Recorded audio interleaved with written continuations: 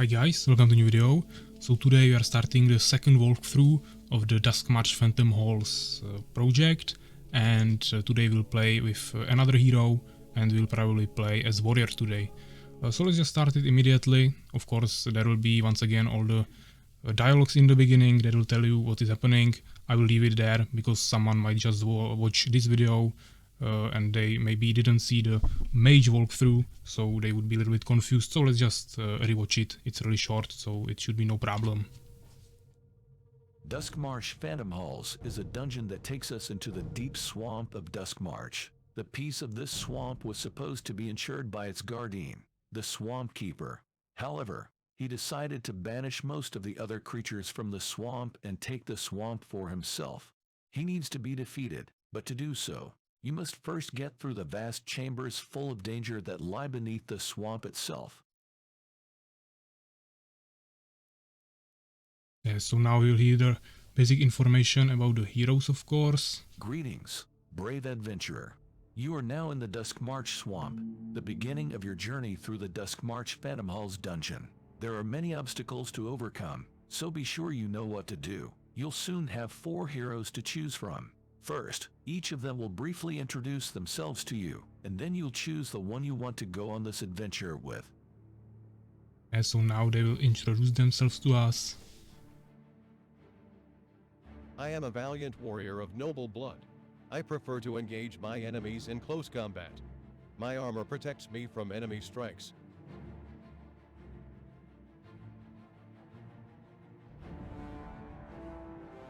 I am an elven ranger, commander of the forest guard. I fight my enemies at a distance with my bow. I also control simple magic.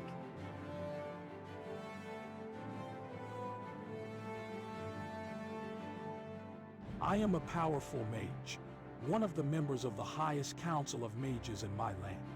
I destroy my enemies with powerful spells.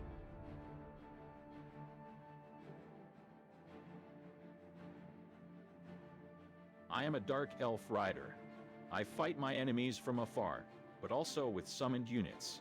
I wield dark magic. And one more dialogue. Now, take the lizard servant near the cauldron in the middle of the camp and choose one of the heroes by approaching him. Shall we? I just wanted to show you one nice detail here. The guy that is talking to you, you can see that he's called Ferryman and he's actually right here. So you can actually meet him in-game as well. We have the slave, we can choose the hero by approaching him, so let's choose warrior as I mentioned. Let's do this. Let's do this, just a nice voice line here. And we can start, of course. As you can see, we Great have... choice. Now you have control over the hero you have chosen. In the meantime, just another you can dialogue. take a look around the swamp, or you can head straight for the entrance to the terrifying chambers beneath the swamp. Yeah, I wanted to tell you that here you can see the abilities once again. It's a little bit more special here with a warrior. As you can see, here will be some passive auras that you will receive later, so you'll have a little bit less abilities, but overall the strength is similar to the other heroes. I will do the side quest once again, so you can see how I defeated the bear. Welcome, champion. We're the last goblin settlement that the Swamp Keeper hasn't managed to drive out of the swamp yet. We're glad to see that you've decided to embark on such a dangerous journey. We don't have much, but if you can deal with the bear in the cave to the west, you won't leave empty-handed.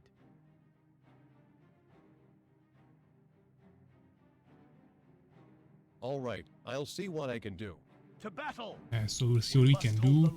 The strength of the warrior lies in its stats, because as you can see, he has the highest stats of all the heroes. He has the highest HP. He has 350. The second highest is here with 300. And you have 30 damage, which is 5 lower than Elven Ranger, but it's more than Mage and Dark Elf Rider, so it's still pretty decent. And you also have the highest armor, because we have 3 and all those heroes has only 1 and Mage is only 0, so this is definitely the tankiest hero and also with really good damage. But also keep in mind that warrior is the only melee hero, which will give you a disadvantage in some certain rooms, so that will be a little bit harder for you. But overall, it's just a really easy hero because you don't need to worry about anything. You just kill everyone with your own strength by the stats, and also all of your abilities usually upgrade your stats. Yeah, this boosts your damage a little bit. You can increase your armor as well, maybe reduce the damage you take a little bit here as well. And then there is one ability that's actually dealing damage, but you also need to be careful with using that, so we will see that later, of course, once we unlock it.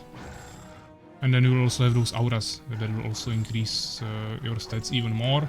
And you can also buff all the other units that you can gather during the walkthrough, which we saw when we were playing with Mage, that you can actually gather quite a lot of units, so they will be even stronger with Warrior, because you can just buff their stats with those auras.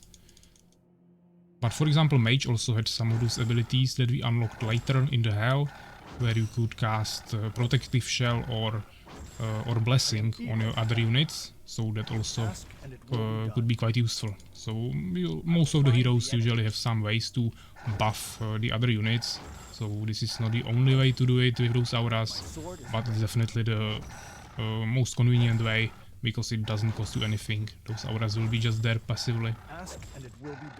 As you can see, I'm just killing those walls. I don't even care about my HP going down, because I'm just so tanky. With the Mage I was already almost dead and I needed to go away. Maybe now when I put two of them at once, it's a little bit of a problem, but when I was pulling them one by one, it was no problem for the Warrior, so that's definitely a big difference. As you can see, you have almost the twice amount of HP of the Mage, and also 50% more damage, so this is just total, that's just a huge difference. And when you are defeating the bear, you don't have any abilities with any of the heroes, so this is just all about stats, so Warrior is definitely the best here. Yeah, of course, since we have more HP, it will take a little bit longer to regenerate it, because the regeneration speed is still the same, but actually there is the prayer ability, and this is not a normal prayer. If you read the description, you will see that Warrior takes less damage and his health regeneration is increased for a short period of time.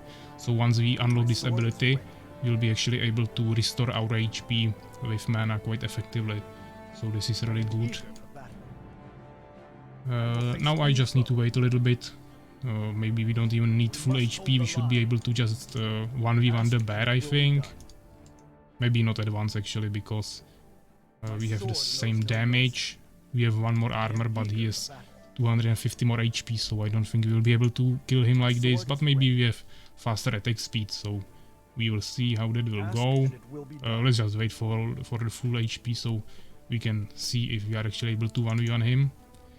And then I will of course just return to the camp and receive the reward. I will make the videos same as I did with the Mage series, so we will have a total of 5 videos. In this video we will defeat the bear. Next two videos will be the rooms, then 4th video will be the hell, and then 5th video will be the final boss, of course. I think it's nice to divide it like this, because doing like 2.5 hour video long where we would do everything at once, I don't think that would be too nice to watch, and also I wouldn't be even able to make those videos that often. As you can see, I'm actually really able to 1v1 him, because as you can see my attack speed is almost twice as fast as his, so I basically have 60 damage instead of 30. So we were able to kill him, even though he lost more than 300 HP. Now we can just return, and then we will receive the reward. This is nice that you have lots of time that will restore our HP, but actually it doesn't really matter, because once we go to the underground and we enter the first room, the healing rune will actually full heal us, so it doesn't really matter. My sword is ready. I don't think there is any more details. You could actually use this healing fountain to heal yourself, but as I said, it's not necessary. There are the other heroes, the ferryman as I mentioned, Lizard Fortress, because we received a lizard slave. Yeah, this is just a small village of lizards that we are helping here. Thank you for your help. Here's your reward. None shall oppose me. Yeah, we received the red amulet to summon a bear.